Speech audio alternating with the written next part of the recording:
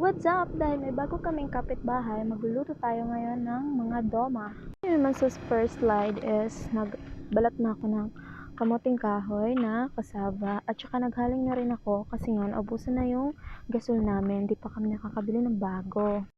Proud na proud ako sa lagay na to kasi hindi ako nag-struggle. Paglagay ko ng panghaling, agad-agad siyang dumikit sa kahoy. Yan. Nung nakita kong medyo okay na siya is prepare ko na din yung malaking kaldero at saka nilagay ko na yung kamote na hinugasan ko kanina, hindi ko lang siya na-videohan. Yan. Nilagay ko siya pa isa-isa kasi nga inuna ko yung mga malalaki bago yung mga maliliit. Pagkatapos sinunod ko naman yung kasava na binalatan ko kanina at saka hinugasan na rin. Ganun din, una yung malalaki bago yung maliliit. Tapos nilagyan ko ng 2 tabong tubig. Yan. Yan lang siya guys.